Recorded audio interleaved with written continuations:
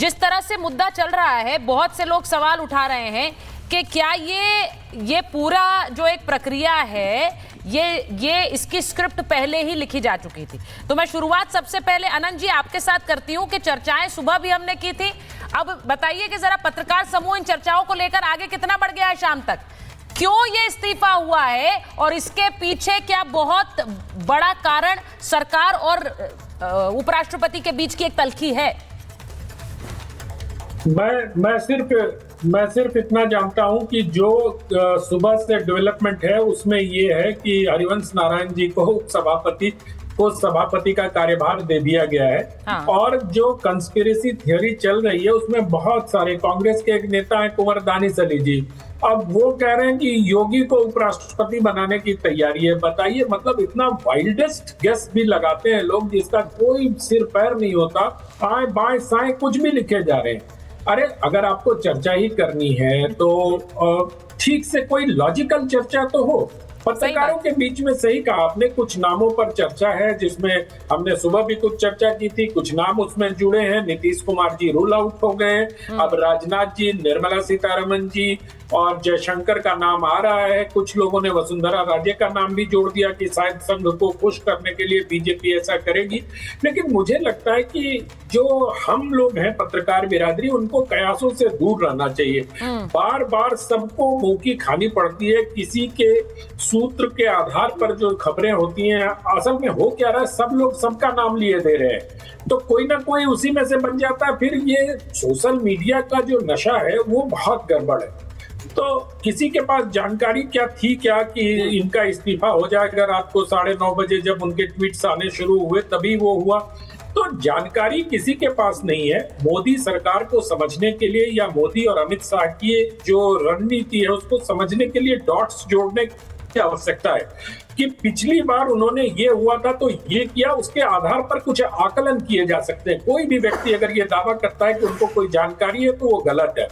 मैं इस आधार पर ये कहना चाहता हूं कि मैंने उनके कुछ फैसलों का एनालिसिस किया तो मुझे लगता है कि कहीं ना कहीं कोई एक ऐसी रणनीति बनी है कि किसी केंद्रीय मंत्रिमंडल को, जैसा आपने भी इशारा किया अपने ओपनिंग रिमार्क में कि वेंकैया नायडू जी को एलिवेट कर दिया गया था, और उसी के साथ अगर आप देखिए तो जो टॉप 4 हुआ करते थे आडवाणी जी के समय में, वो सारे लोग कहीं ना कहीं मंत्रिमंडल से बाहर हो।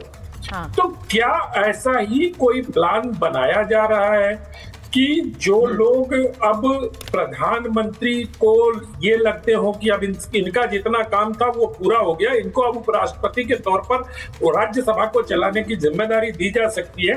तो मुझे लगता है कि वैसे किसी एक व्यक्ति का चयन होगा। वो मंत्रिमंडल के अंदर से भी हो सकता है, मंत्रिमंडल के बाहर से भी हो सकता है, वो संगठन से भी हो सकता है। लेकिन इतना तय है सुचरिता जी कि इस बार बाहर से आया हुआ कोई व्यक्ति संगठन में, जैसे गडकरी जी जनता दल पृष्ठभूमि से आए थे और उपराष्ट्रपति बन गए थे, इस बार जो भी व्यक्ति होगा वो संगठन से जुड़ा हुआ व्यक्ति ही उपराष्ट्रपति। सर पहले मैं नाम की चर्चा पर भी आऊंगी क्योंकि ये बड़ा दिलचस्प है कि कौन अगले उपराष्ट्रपति की रेस में नाम आएगा। लेकिन मैं सबसे पहले विवेक जी जरा बताइए ना, एक समय वो था जब कल्याण बनर्जी मिमिक्री कर रहे थे जगदीप धनखड़ की, राहुल गांधी वीडियो बना रहे थे, सारे सांसद हंस रहे थे और ये तक कह दिया कि ये व्यक्ति निष्पक्ष नहीं है। और आज जब वो उन्होंने इस्तीफा दिया तो बहुत सारे, तो उनके समर्थन में सब खड़े हो गए, कह रहे हैं स्वास्थ्य क्या है, वो तो ठीक हो जाएगा, इस्तीफा क्यों दे दिया? समर्थन में उनके कोई नहीं खड़ा हुआ। ना उनको किसी ने पसंद किया, ना उनके कार्यकाल का हम और जिस तरीके के निर्णय थे हम कोई आदर करते हैं। चाहे वेस्ट बंगाल में जब गवर्नर थे, बाबुल सुप्रियो को लेकर के, तब भाजपा में वो सांसद थे, पहुंच गए थे जादवपुर यूनिवर्सिटी, वहां लड़कों के बीच में खड़े हो गए थे स्टूडेंट यूनियन के, और अच्छा ड्रामा हुआ था। फिर बाद में ये अपना वाइस प्रेसिडेंट बने, उपराष्ट्रपति यहाँ आए, सारे के सारे डिसीजंस बॉडी लैंग्वेज से लेकर के जिस तरीके से झुक करके प्रधानमंत्री एवं अन्य मंत्रियों के सामने खड़े होते थे, उपराष्ट्रपति की गरिमा का कोई भी आदर नहीं किया इन्होंने। एक तरफा इनकी रूलिंग रही है सरकार के फेवर में। किसने कह दिया? कोई अपोजिशन में इनको पसंद नहीं करता। हम इनके अच्छे सेहत की कामना करते हैं और आशा करते हैं चले गए तो देश और प्रजातंत्र की सेहत भी शायद थोड़ी और इंप्रूव हो, दूसरा आदमी आए तो। लेकिन ये बात जरूर है कि आप बीच टर्म में जब किसी को हटाते हैं शब्द मैंने यूज किया, इस्तीफा शब्द मैंने नहीं यूज किया, तो उसके कारण भी नहीं आप कह रहे हैं कि ये नहीं आप कह रहे कोई इन्हें पसंद नहीं करता है। हमें कोई फर्क नहीं पड़ता है, लेकिन इन्हें बीच सेशन उठाया गया। अब मुझे ये बताइए, संजय राउत कह रहे हैं कि जगदीप धनखड़ तो स्वस्थ आदमी है, मैदान छोड़ने वाले आदमी नहीं है। अब ये मैदान छोड़ने वाले आदमी नहीं है, उनकी तारीफ नहीं है तो क्या है, मुझे ये बताइए। ये उनकी तारीफ नहीं है तो क्या है?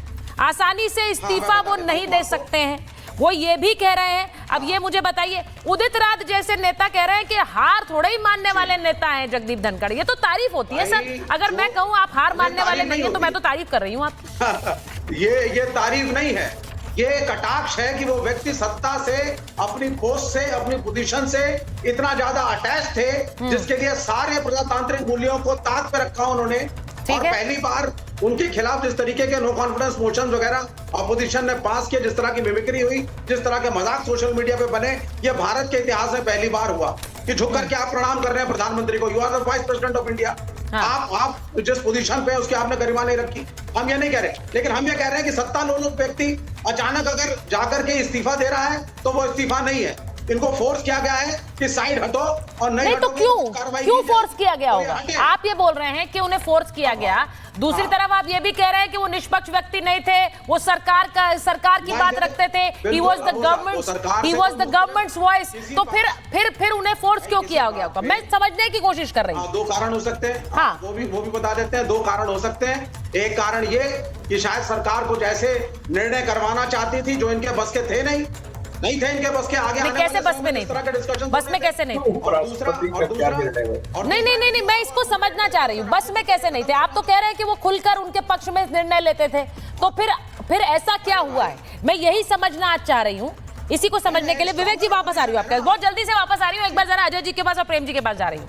अब जरा मुझे बताइए अजय जी और प्रेम जी, क्योंकि यहाँ पर प्रेम जी आपको क्या लग रहा है, क्यों हटाया गया जगदीप धनखड़ को? क्योंकि देखिए जिस तरह के बयान हैं, जयराम रमेश कह रहे हैं इस्तीफे का मान रखना चाहिए। इस्तीफा जितना हैरान करने वाला है, इसके पीछे कुछ और गहरे कारण है। उपराष्ट्रपति का इस्तीफा अकल्पनीय है। ये इस्तीफा उनकी नीयत पर सवाल उठाता है, उनकी नीयत पर जिन्होंने उपराष्ट्रपति पद तक पहुंचाया। बताइए।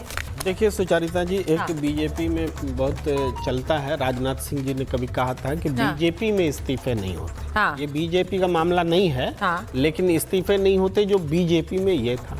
तो ये जो इस्तीफा हुआ उपराष्ट्रपति जी का, ये समझ में तो आपको भी नहीं आ रहा होगा कि क्यों हुआ। हम लोग को किसी को नहीं समझ में। ठीक है। तो हेल्थ रीजन है, हेल्थ रीजन में भी क्वेश्चन उठते हैं। भाई हेल्थ तो उनका पहले मूर्छित हुए थे, बेहोश हुए थे, अभी ऐसा क्या हो गया, इसलिए क्वेश्चन उठ रहे हैं। अब है कि उपराष्ट्रपति इस्तीफा दे तो उसका कोई लॉजिक समझ में नहीं आ रहा है, इसीलिए डिबेट का विषय है और कोई चर्चा ये नहीं है। अब इसमें पॉलिटिकल बात जो आती है, जैसे हम अजय जी बात भी कर रहे थे, अजय जी ने बहुत अच्छी बात कही हमसे कि देखिए उपराष्ट्रपति जब बने थे धनखड़, तो बीजेपी राजस्थान भी जीत गई, बीजेपी हरियाणा